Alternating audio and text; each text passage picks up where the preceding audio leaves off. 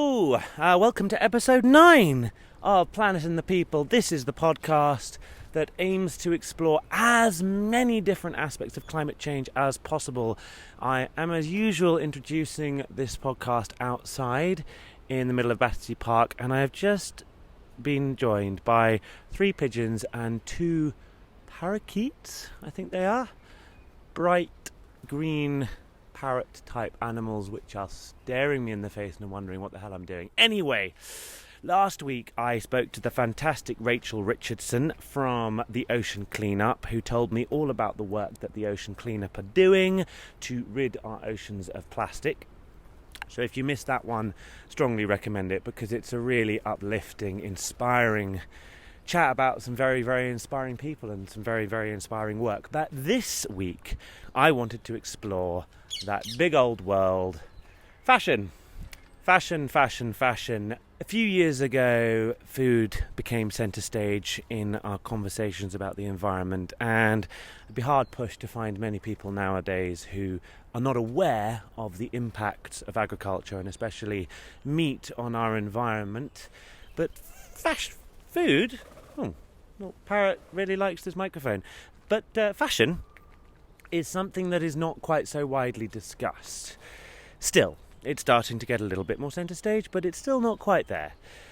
In episode 2 of this series, I spoke to Georgina Wilson-Powell about lifestyle choices in general, and we touched a little bit on fashion and the environmental impacts and the negatives. But for this episode, I'm going in a little deeper and exploring the question of what is wrong with fashion, what are the negative impacts, but also look at how we can do things differently and also how we are doing things differently.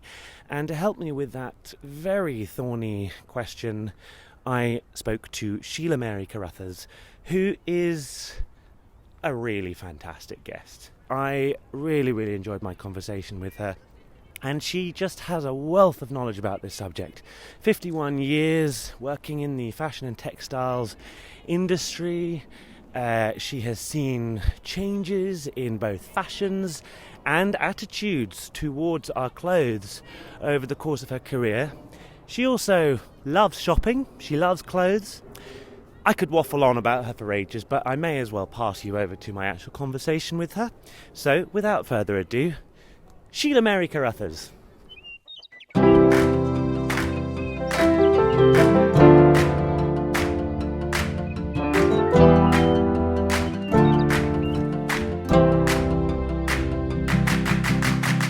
Thank you very much for coming on the podcast. Welcome. You're very welcome. Thank you for the invitation. I'm delighted to talk to you about my lovely world that I inhabit. Yes. So, fashion, that many splendid thing, that wonderful thing in lots of ways, but from an environmental point of view, not just an environmental point of view, from a humanitarian point of view, for many ways, fashion is deeply problematic. So, before I address that big question, I'd like to find out a little bit about you. So, who are you, Sheila-Mary Carruthers? Well, I am an absolute passionate, design-led person who has been working within this industry for 51 years, non-stop. I have graduated in 1970 with a passion for design, having studied textiles and fashion. And from then on in, I flitted through all sorts of different aspects of the industry, in good eras, in difficult eras, in eras with shoulder pads, in the all sorts of different times, and had a wonderful time. And I now spend a lot of time working for clients, trying to relate their product to, I call it planet well-being, because that encompasses everything. If the planet is well, then so are we. And that should take on board humanitarian issues, everything. The other words, in my opinion, are misleading because they can cover a multitude of sins.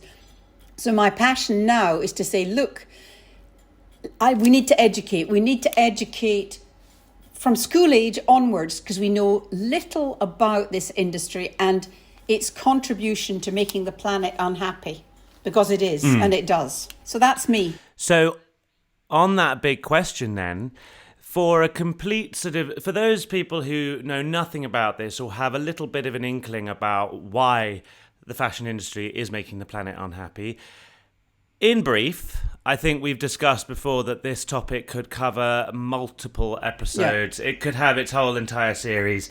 But in brief, as much as you can, why is the fashion industry, in what ways is the fashion industry bad for our planet? Well, first of all, I think we should extend it beyond clothes, because interiors, carpets, curtains, public spaces all use textiles. It's a big polluter because of the amount of travelling that the raw materials do.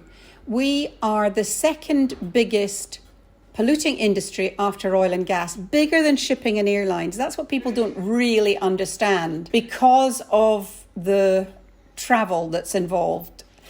And up till now, it's been a very global industry. So consequently, there's a lot of stuff flying around the world or being shipped around the world. It's about 8 to 10% of the greenhouse gas emissions. It's a huge, high percentage of water pollution. You need thousands of litres to grow raw materials, to make a pair of jeans. But it's a huge employer. So the negative are what it takes to process. And the really negative issue, I think, that we're really not looking at is disposal of what we consume. But it's a big business. It's billions of pounds in global manufacturing. It employs probably 300-400 million, millions of people worldwide. If you take it from cradle to grave, including all aspects of it, it's a big employer. A lot of women in countries whose economies rely on it. So simply to be completely planet well-being and stop all this would have a huge catastrophic effect on economies. So we need to think about where everything starts, what everything's made of, and what we're going to do in the end. And the journey is a big set of series, because your clothes are not just something that, land from the sky. That's the issue. It takes if only the fibre industry, which, encompasses natural fibres from natural polymers, synthetic fibres. It takes a yarn making industry to make fabric. It takes a fabric making industry to make garments. It takes garment making industry and then some form of selling. And all of that requires logistics that might start in Australia and end up in the UK, might start in America and end up in Australia. This complex industry, without one, there isn't another. So you can't say, well, we'll stop all that. It's all interdependent. So the professionals need to start making much harder decisions, in my view, and say, I understand the implications of what I select at the fibre stage and what's going to happen to the thing that I create when we want to get rid of it, when it's no longer viable in its original state. Because that's one of the big issues around fashion as well, is what happens next, is the waste, is the huge amount of clothes that end up in landfill and don't biodegrade because of the materials that they are made from. That is a huge issue.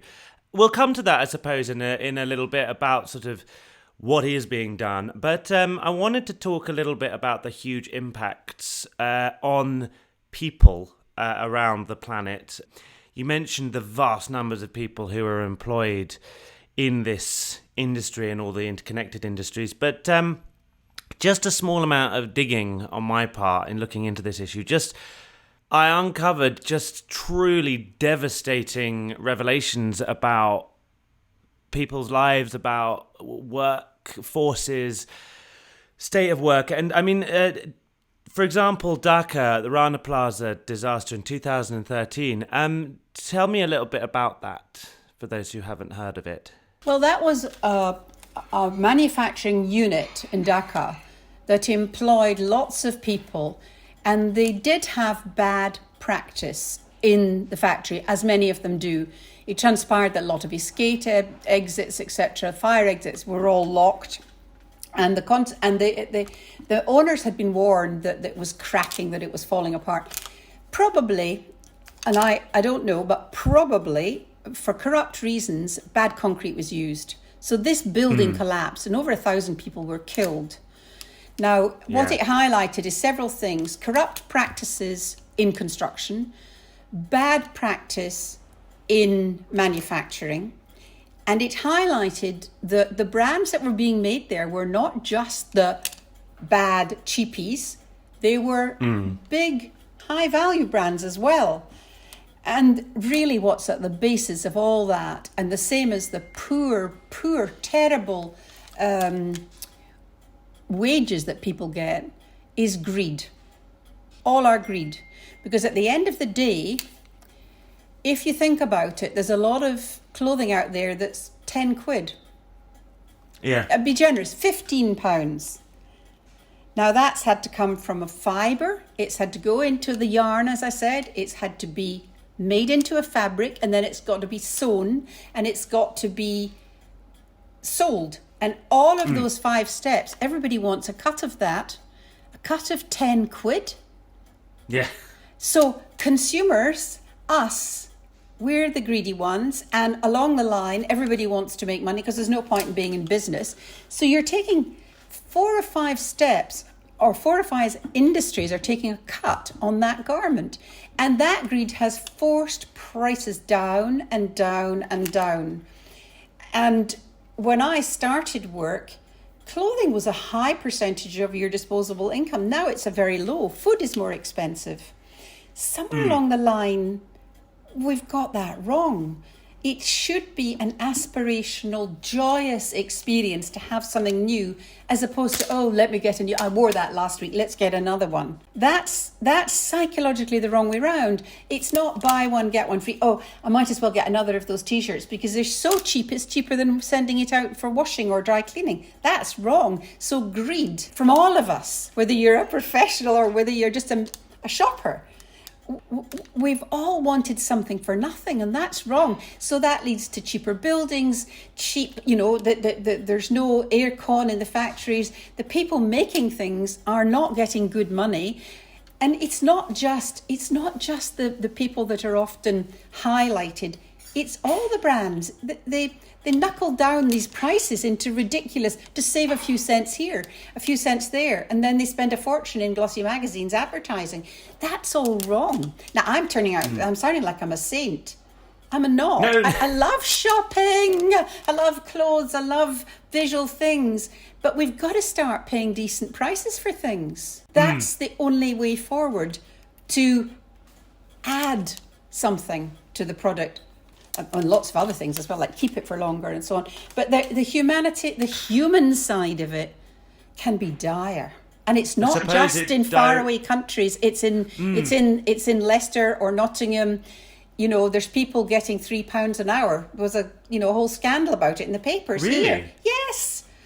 Some of these young kids brands, they're paying £3 an hour. And when the inspectors come, the children go out the back door. And when they're not there, then the family all knuckle down and make the garments. We think it's happening in far-flung countries. It's not. It's happening all over. And I suppose that sort of thing, that sort of chain of where you cut prices, in the case of Dhaka, in the case of the Rana Plaza in Bangladesh, that literally led to a building collapsing and thousands of people dying. Yeah. And that was essentially a direct result of the system that you've just described. It was. I think it was the building construction in the first instance, which I know nothing about, but I can only assume it wasn't very well built. So we mustn't let these people off the hook. But the fact that people couldn't get out when they heard it collapsing, that's our fault. We're all connected to that. We'll have all got a T-shirt from Rana Plaza. Yeah, when you put it like that.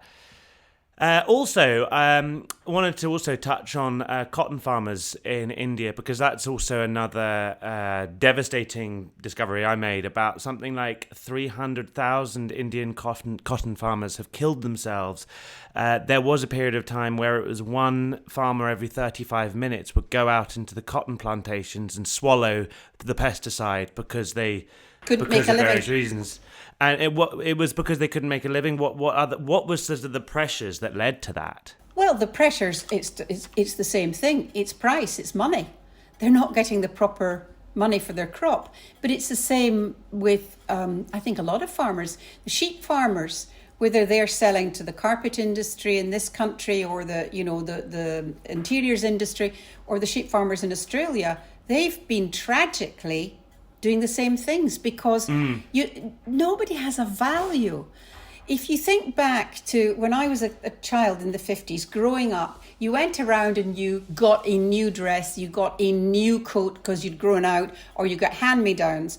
And when that new thing happened, the extraordinary pleasure it gave, and one was taught to go around a shop and feel things. Everybody did. We felt it. Now people don't put any store by that. They just look at the price. Is it good? Will I look nice in this? Okay. And therefore the impact all the way down line to the very starting point, the people that grow the cotton fibre, if that man has tried and can't get the water because of climate change, can't water his cotton crop, the sheep die in Australia because of the drought, what's left for him?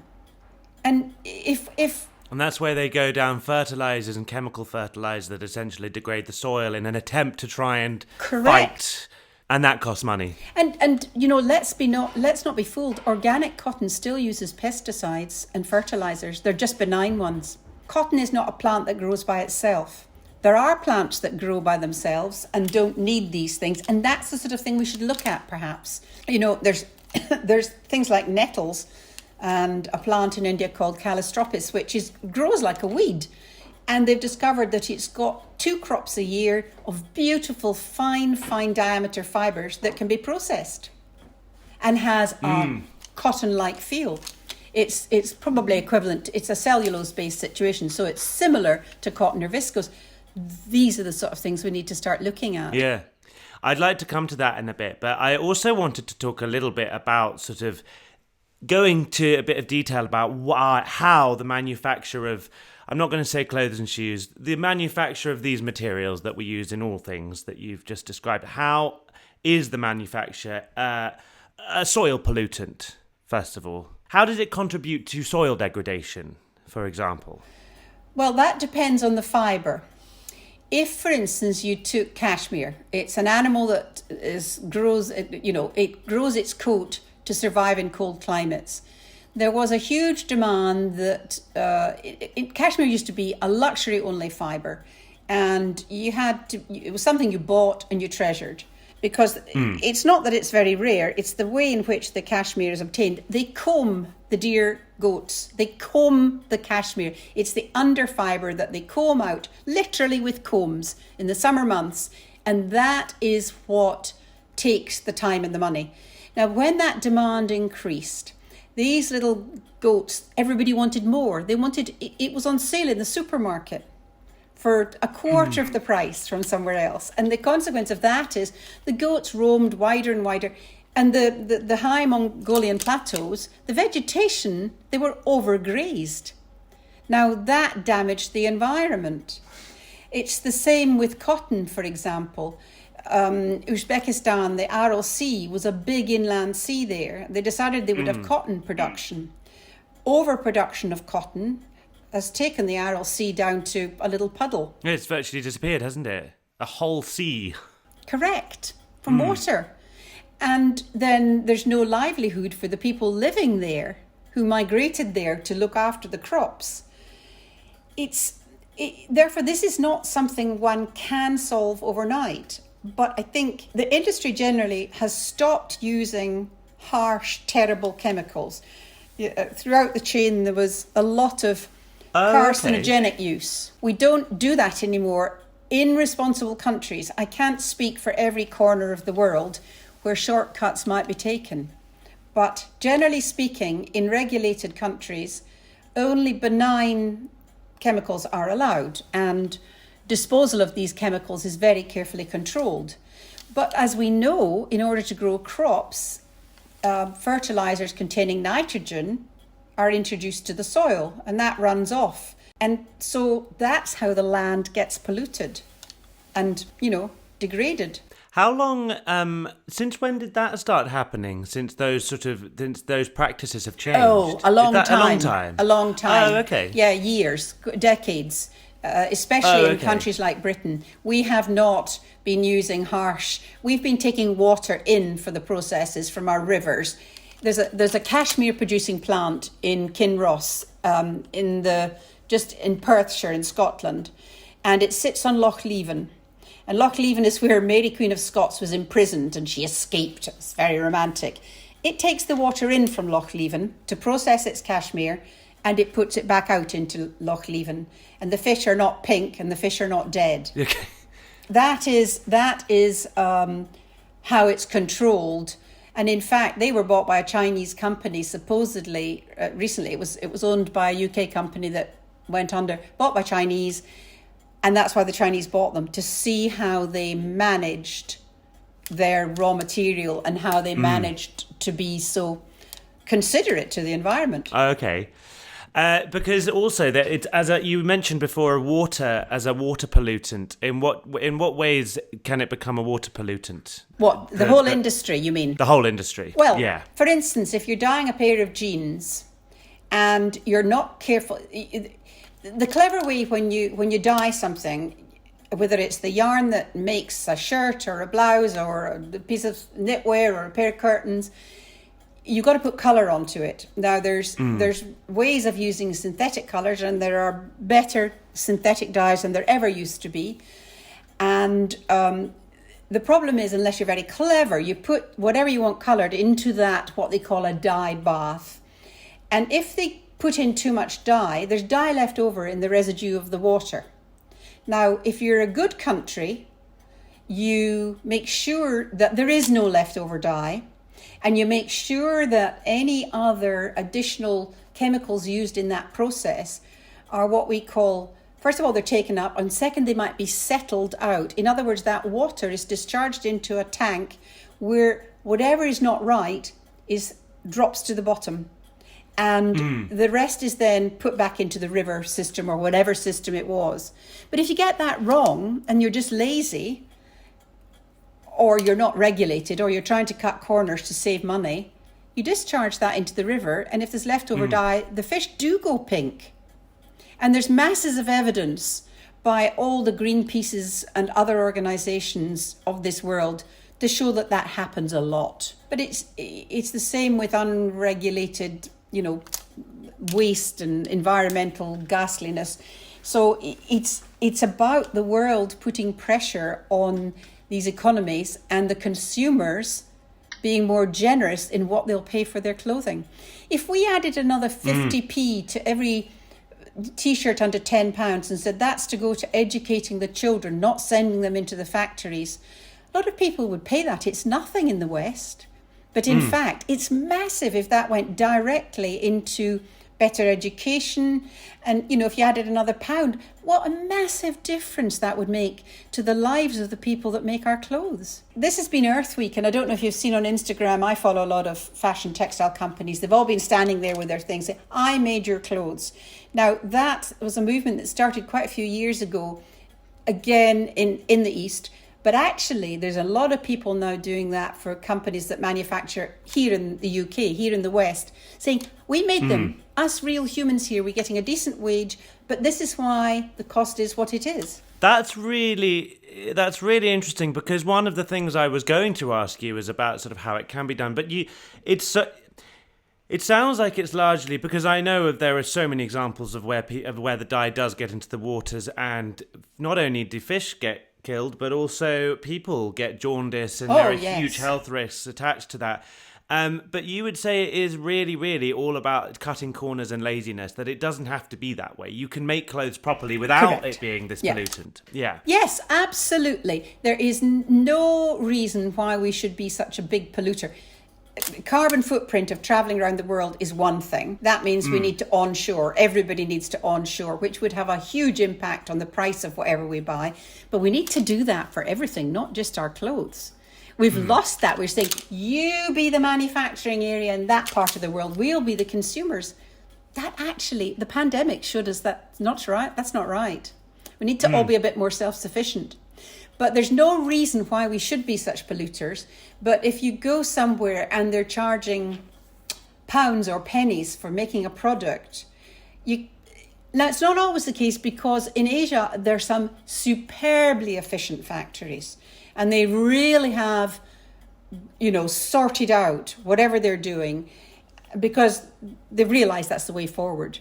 But you'll find in dark corners, you'll find the sub-factory, the out-workers from the super factory in a dark corner. He's not going to get the money for his product. So what's he going to do? He's not going to put in equipment he can't afford, he or she. That's where the problems lie. So a little bit about what we're talking about is all the materials and how they're made, and also we talked about waste. And one of the problems with where clothes go is largely related to what they're made out of and what happens to them later. So I want to talk about some of the different materials available to us. And first of all, the synthetic materials, and I suppose the rise in synthetic materials. And I want to talk about the pros of these as well. But to start with, I want to just talk about some of the clear negatives about synthetic materials. Polyester springs to mind, but there are lots of them. Well, I'm of the generation that grew up with the joy of discovering synthetic materials, because they were a revelation. And, absolutely fantastic. And we thought we were going to be able to sleep and eat and travel to the moon in them. What a disappointment we are.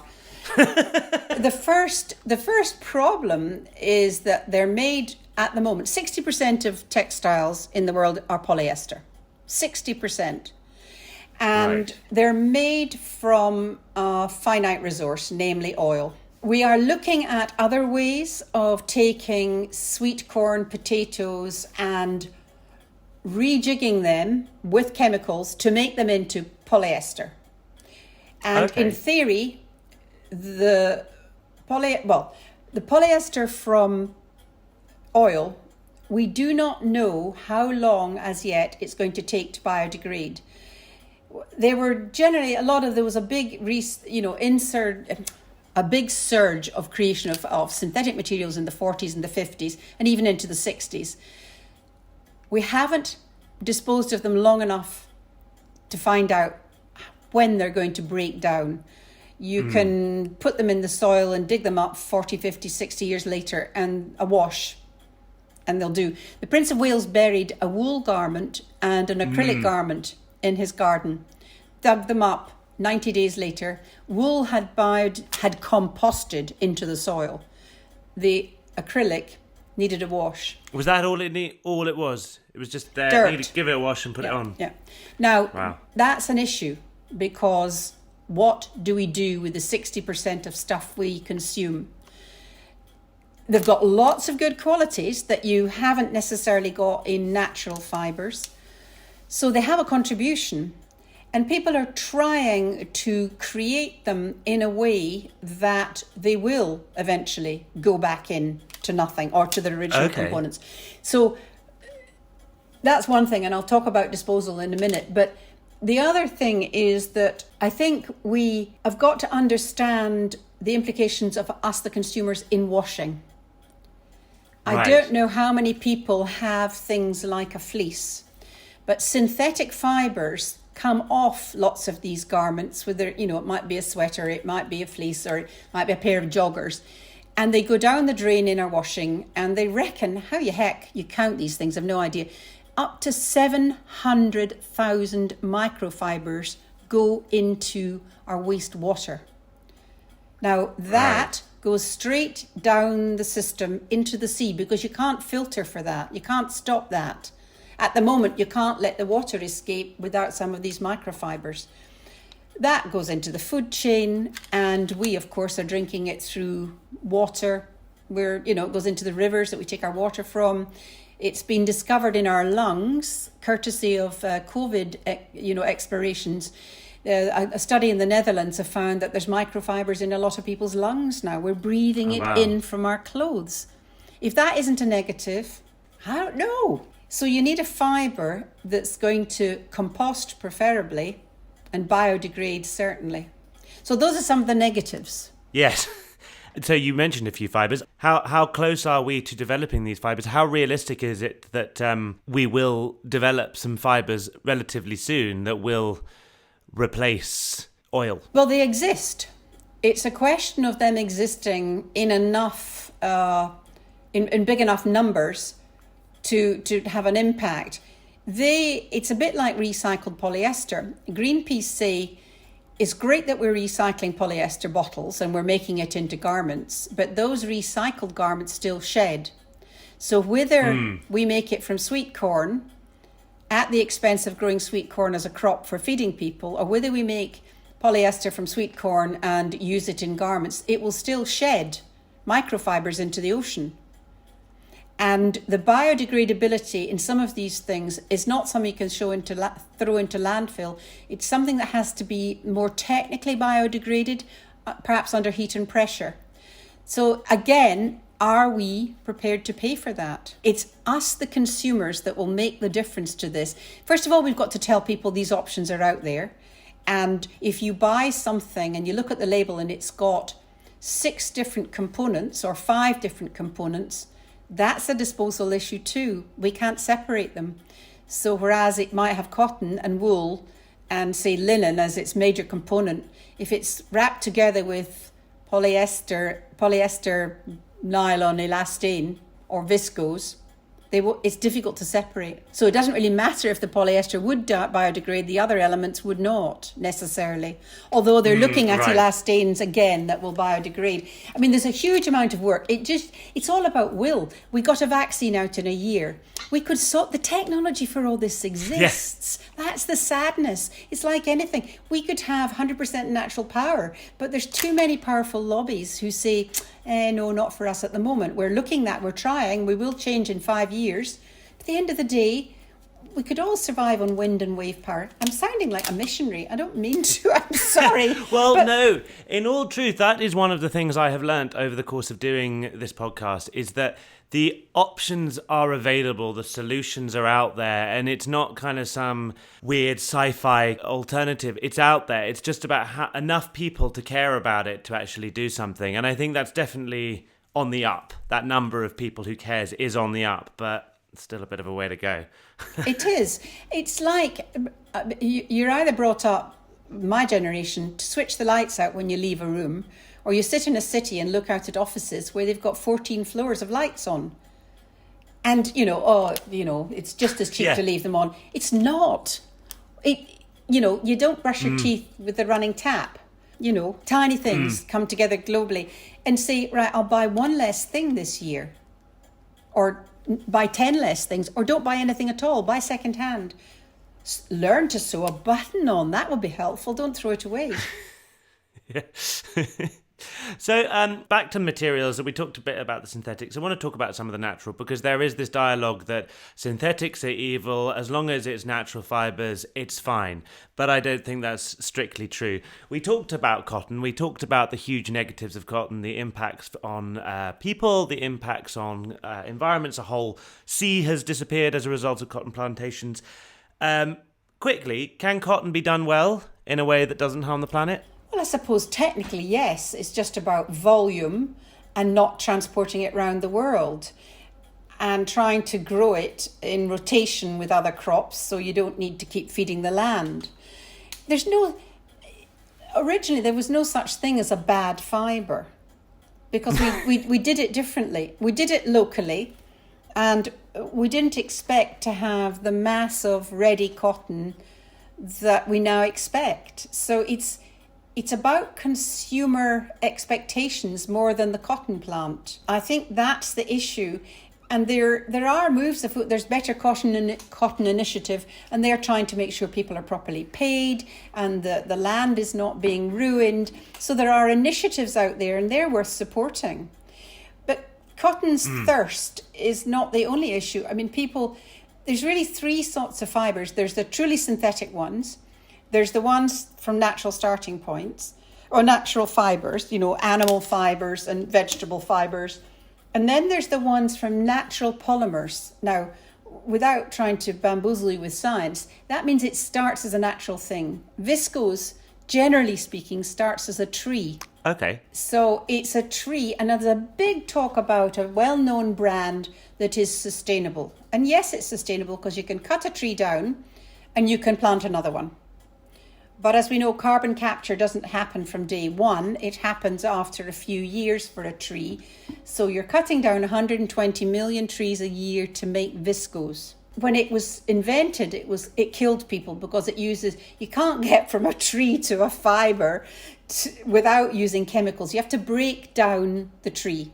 And there is a Finnish company that's doing it without the use of chemicals.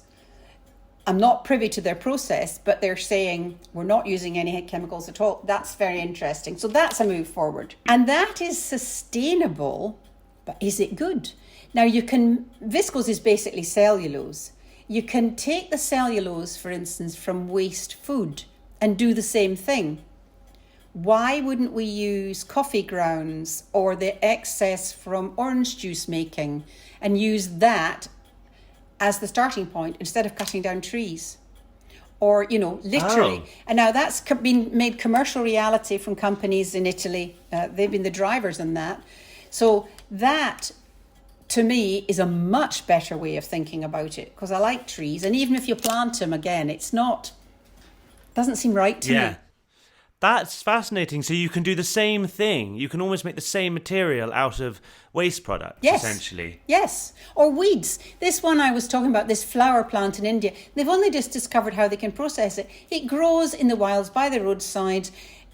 People in small communities can pick it, can take it to centre where it can be processed. It's basically a starting point of cellulose. There's commercial reality of fibres which come under the viscose heading from milk that's gone off, from apples, that have gone off, whatever.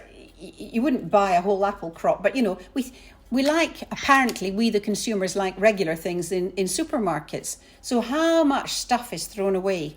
Now that can be turned into fibres, which can turn into clothing. So that's a good way forward.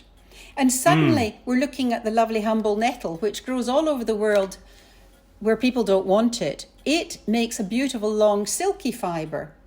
In the same way that flax turns into linen, nettles have a linen look and the same behavioural properties. So if we started loving these sorts of things and not wanting linen, which needs a lot of water in processing, and be happy to have nettles, would that not be a good thing? And we didn't need viscose from trees, we needed viscose from waste food and coffee grounds. These things all exist, but getting the momentum up to get us, the consumer, to look at the label and say, oh, I'm going to buy this because it's this, and not completely relying on growing vast quantities of cotton, for instance. Yeah, that's fascinating, and that's something that I'd never known about, the fact that you could make the same thing with a completely different and much more renewable resource, and also that deals with waste as well. I mean, things have got to go somewhere. Yes, exactly. It's a double whammy. It's great. But they're doing the same stuff they're doing the same process in dye stuffs. Sorry, once you got me started, you're going to be hard to get me off. That's okay. People used to talk about natural dyes, and I mean, I remember being terribly scathing those people that went out and collected leaves and lichen and onion skins and dyed stuff, and you got sludgy, pretty dire colours.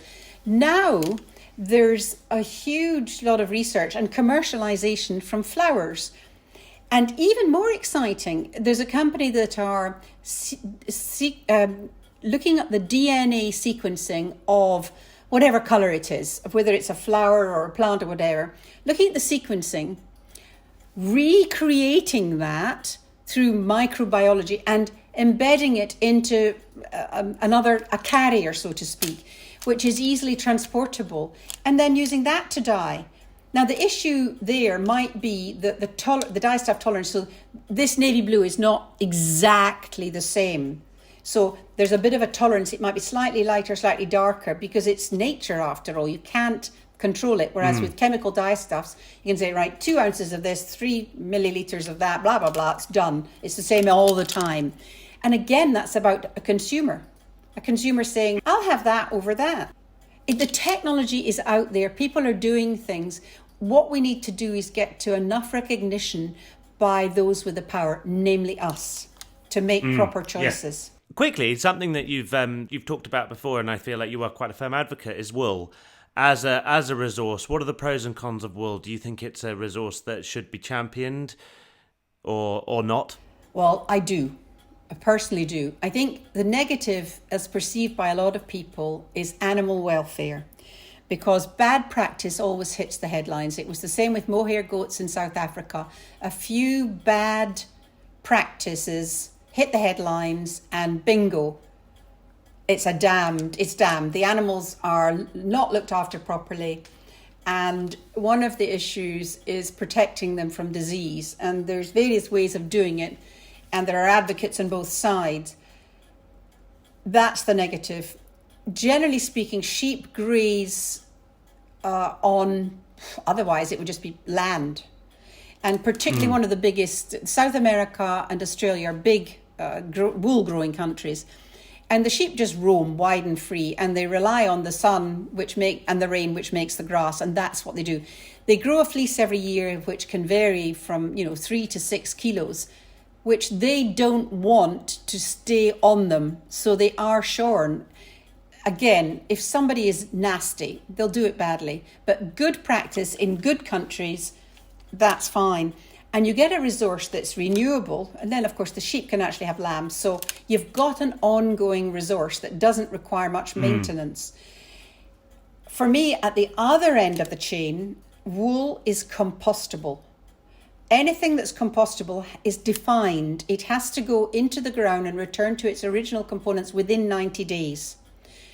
And if something is compostable, it's biodegradable. It's not the same the other way around. That is such an asset. So if you've got 100% wool something, you can stick it in the ground and it'll fertilize your pots. That's a benefit. And in between times, it'll be down to, it goes through the same processing as any other natural fiber. One of the side products from wool is lanolin, which you've probably got on your face or your hand or whatever. And that's a natural moisturizing element, which is part of loads of things. Oh, so it's featured in moisturizers and face creams or things like that. That comes as a byproduct. Oh, okay. When you wash the sheep. And at the end of the life, if you're so inclined, you can actually eat the thing. So it's a total product with lots of benefits. Well, you can eat the wool? No, not the wool. The sheep. A bit of mutton never went wrong. Well, you probably could eat wool, but I wouldn't be. I mean, it's protein. It's like your hair. It's the same stuff as your hair. But I wouldn't fancy that. No, Marmite on wool. No. Quickly, you mentioned about the where sheep are farmed in. Sheep are largely farmed in South America and Australia. In South America, is there a deforestation impact with sheep for wool farms in the same way as there is largely for beef? No, it's just the existing pastures. Yeah, they grow. They in South America, for instance, they grow. Sheep don't grow in hot Amazon forest type things. The cattle. The deforestation has happened not in the plateaus. It's happened in the valleys, in the forests and things like that. That's where they're growing. That's where they're encroaching on the Amazon rainforests. Sheep grow in cooler climates, and in Australia, I mean, they do grow in warm climates there, but that's a particular breed. South Africa, they grow as well, but it's not. They don't cut down forests to feed sheep. Oh, okay. It's on specific types of land. It's on specific. I mean, round here, I live in the Scottish borders, and we're awash with sheep, and they're just walking all over the hills. There's loads of trees as well. Sheep don't like in the trees, not like pigs. They don't root around. They need just hill scrub. So a question, and I could say this from a utopia point of view and a realistic point of view. What could sustainable fashion look like? What is the future of fashion? Well, in the ideal world, nobody would buy any more clothes tomorrow. And in an ideal world, somehow or other, the economies would survive. But I don't believe that's going to happen. We need to reduce our shopping habits, probably on everything. We need to buy less. We need to look and see what things are made of. And we need to have an understanding of what happens at end of life. And some companies are doing a lot on their websites to say where they buy things. They're not doing enough to say how to dispose, because that's a big problem. Because the minute you, as I said before, you mix fibers, you end up with disposal issues. So that's an issue. But I think we need to be better educated. We need to start in schools and talk to young people about their decisions, about what they do. So sustainable fashion will include longevity of use. We would shop for longevity. We would shop for disposal. We would have an understanding of what we were buying, and not just buying willy-nilly. We would actually kind of be more considered in our actions, and we would learn to repair. And if we didn't want something anymore, we would swap it, we would resell it, we would, find a way to reuse it. And just shipping it off to other countries isn't an answer either, because although people are grateful and they're like the clothes, it also kills. Africa's indigenous textile and garment manufacturing industry is being decimated because they're getting bundles of, Western brands that the young people all prefer. So people are going out of work.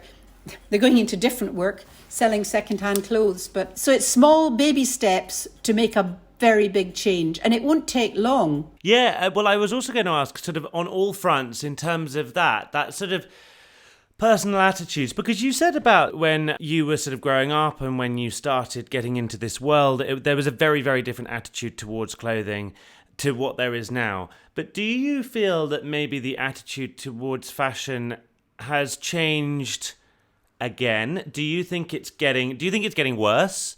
Or do you think it's maybe starting to get better and it's reached its peak, or it reached its peak of badness, if that's the right phrase, yeah. or if that's to come? I'm an optimist, so I like to think that we're going to get bored with the social media platforms that seem to require frequent change, because that's a fad or a fashion, call it what you like, that will wane. And I do believe that young people are becoming much more engaged, and pandemic has taught us that we cannot live in isolation. And that is, a lot of people are already engaged with that, but the more we have these debates on television, the better it's going to be for understanding. That's really important. And we need to also have clarity when we we contribute quite a high percentage of environmental damage in the way we wash our clothes. That's another big issue, because we wash too often with chemicals, including the conditioners of this world, and send it gaily down the drain, and then we stick it in the tumble dryer. And that's because of the way we live. Not everybody's got a space to air dry their clothes. And there's technology out there, for instance, where you can put a technical finish onto these garments that's embedded in the fabric, and it's got silver in it, amongst other things. And the silver gets excited when it meets UV light. So the UV light sort of makes these molecules all jiggle about, and the dirt drops off. Now, that sort of thing, you can microencapsulate all sorts of things, like you can get tiny receptacles, fill them with some sort of fresh air smell or mosquito repellent or all sorts of things, and it lasts through laundering. And the consequence of that is, when you take your sweater off, you break a few capsules. Oh, I don't need to wash that. It smells lovely. How prevalent is that sort of thing? Well, isn't. Is that sort of material? It isn't, it's not, because that's the problem. The technology is old. But again, if you go to a big brand and say, how much is it going to add to the cost? And that is, I have been in that situation time and time again when I'm offering added value and people are saying, it's going to add a few cents? No, I don't think so. We've got to get to a more transparent way. We've got to get to a stage where we're looking at the way the clothes are made, not at the glam nature of the brand. Is there anything the brands themselves can do? Obviously the consumer needs to show what they care about, but the brands... Is there a way that brands can lead the way? Yes, transparency for one, and talk about the cost of the clothes. They're never going to do this, mind you, but the cost of the overheads. If you're constantly having expensive fashion shows and advertising to keep your brand up there, that's contributing a lot of overhead to your £5 t-shirt. And I assume it's the same in other products. We're both using technology where the prestige of the brand encourages us to buy the brand. How much of that are we paying for prestige, and how much are we paying for the hardware of the product? But, we're now starting to ask those questions. Why are we needing to upgrade all our electronics? And it's the same. Why do we need to constantly upgrade our clothes when a simple change around or a swap from your friend, and that sort of communication, some of the brands are trying well to do that and encouraging people to buy less. Patagonia was very good at that. That's what I was going to ask. I was going to ask about any brands, and you mentioned Patagonia. What sort of stuff are Patagonia doing that is, because they're quite renowned as being incredibly ethical and sustainable and planetary boundary minded. That was a terrible sentence, but but that's also because they've told you that. You don't really know whether that's true or not. That's the issue. They've told you they're all those things, and I'm not saying they're not, but some of the statements that not just them, all of them make have to be questioned. This is a sustainable process. Yes, but that doesn't mean to say it's right for the planet. What sort of things are Patagonia doing, for example? Well, they're trying very hard to get us to not throw away clothes, but to repair them. And they're going around countries teaching people how to repair their clothes. That's a great leap forward. What I find heartening is that there's a platform called Depop where they sell secondhand clothing. Now, that's had a meteoric rise. And vintage and second-hand clothing, whether it's on Vestiaire, which is, sort of high-level stuff, is utterly heartwarming in the fact that it's growing. So selling stuff, that's good. That's consumer behaviour rather than brand behaviour. So Depop, Vestiaires, are they essentially a little bit like the eBays, the Facebook marketplaces, but specifically for clothes and second-hand? So a lot of people think, I'm done with my clothes now, I'm going to take it to a charity shop. And apparently charity shops at the moment are turning down clothes because they've just got too many. So, but these are avenues where you can sell decent clothes that you just don't want anymore, and then you can buy something else. Correct. Okay. Depop is it's a kind of younger thing. I mean, it's headquartered in London, but it's a Milanese operation to start with, and fundamentally it was aimed at the kids, and they're reselling, and then you can become a kind of Instagram version of it, and you can, when you get sort of credibility by doing it enough and your products are okay and you're reliable, they let you send off your stuff yourself and, become authenticated, and it's all kind of a new clubby kind of going on. And a lot of people are making money because they can go into a charity shop and buy something and then resell it on Depop. I mean, the H&Ms of this world are trying with their conscious range, but one has to ask, what about organic cotton? Is that the best way forward? Is recycled polyester the best way forward? What is the percentage of clothing they take back and recycle? And they are trying, they're bringing news. They've got in their Swedish flagship store, they've got what we used to call, there is still an industry called shoddy. And it happened in Yorkshire and it happened in Italy, where they took, we used to sell, when my clothes had become too rubbish for anything, we would go in Edinburgh, we would go to the grass market, and there was a shoddy merchant there, and you got money for cotton, money for cashmere, money for wool. There was we didn't have any synthetics, and it was 100%, and you just paid on the weight, and that was it. These are all then broken down and reformed into new, in inverted commas. Now, I have not done the eco impact of that because machinery and electricity and energy is required, but at least you're not debasing agricultural land. And H&M, for instance, are trying to do that in a small way. Their issue is if it's got more than one fibre in it. Right, yeah. And there's a Swedish sportswear brand, a bit like Patagonia, and Houdini are actually taking back their own garments, taking the zips off them, putting them in pots, and growing herbs for a restaurant in them. So small baby steps. Yeah. That's 100% wool, because of course the wool is going back and adding nutrients. But you've got to get that out. You've got to get it out to, first of all, the decision makers, and secondly, to the consumer decision makers. And the only way we can do that is education. I was going to ask, as a sort of final question that actually leads on nicely. You mentioned before, when we spoke before, Dumfries House. Yes. I'll ask you a little bit about that, but as a general question, including that, I feel like we need to get that in somewhere, because that was fascinating. But how hopeful are you about sort of everything? What does the future of fashion look like, and how will it play a role in fighting climate change? How hopeful are you that it will play a role in fighting climate change, and that it won't carry on being this major pollutant that is up there above it's double what aviation is. Yeah. And aviation gets a lot of rap, but fashion is double as an emitter. So how hopeful do you see that changing? Well, let's put it this way. If it doesn't change, then we'll all be dead. So that's fine. It's got to change. It's like everything else. We have no alternative.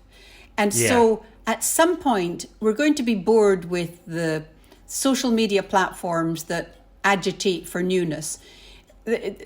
And I'm very optimistic that we will change in the same way that our behaviours are changing as a result of this past year, because we have no alternative.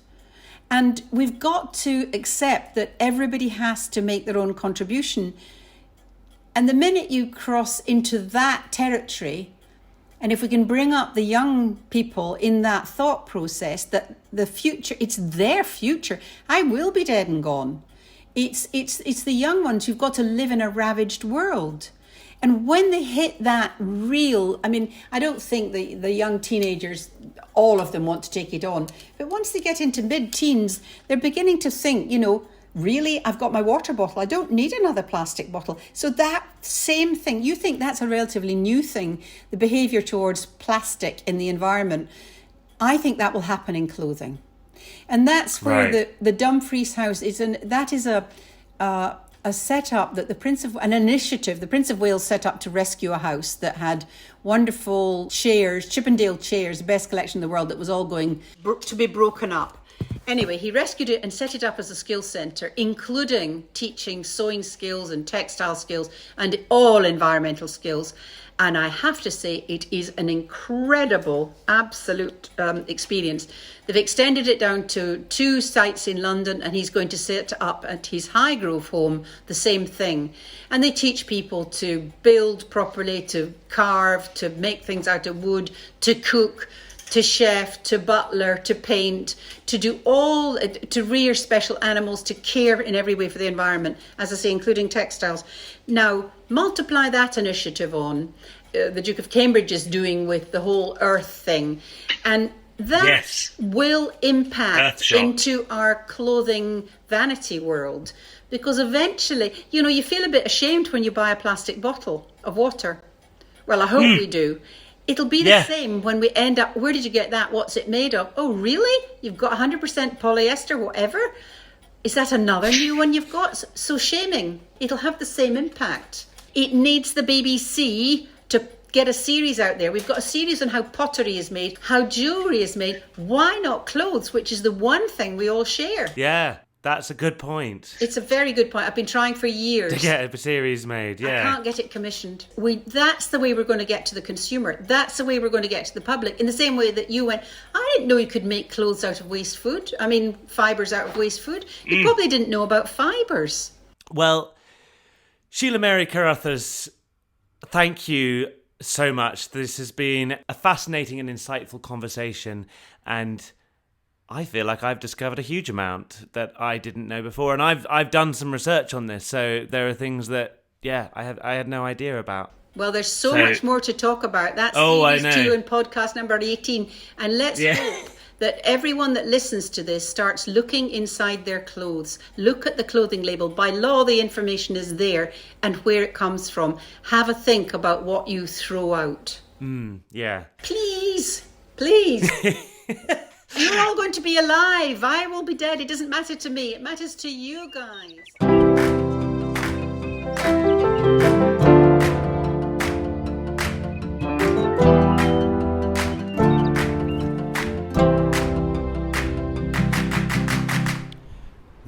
was Sheila-Mary Carruthers. As she said, I feel like this topic, similar to food, similar to all the topics I explore in this podcast, could have an entire series of podcasts all completely dedicated to them. But, well, we'll see about the next season. I have included details of Sheila-Mary and her organisation, her company, Carruthers Associates, in the show notes. I have also included details about some of the things she talked about, such as Depop, the resaling platform, among several others, in the show notes. So if you'd like to find out more about those, do check that out. So that brings me to the end of episode 9 and the penultimate episode of this series of Planet and the People. I will be back next week, a little later. I'm going to release an episode on the weekend. Next week will be something a little bit different, and instead of an interview with an expert sort of scenario, I will be meeting up with my sisters, Catherine and Lizzie, who form country music duo Ward Thomas, and we will be having a little bit of a general conversation and a climate change current affairs news review, if you like, where we will be looking over some of the news stories that we have unearthed and discussing and analysing them, as well as having a little look over at the podcast series as a whole. And I will also find out a bit about a music project that Catherine and Lizzie have got coming up, which has a strong environmental twist to it. Until then, if you have enjoyed this episode, please do click subscribe so you never miss a future one. There are 16 more episodes out there with a whole range of different subjects. I am on social media at Planet and the People, on Instagram and Facebook, and at Planet and the P on Twitter. Until next week, goodbye.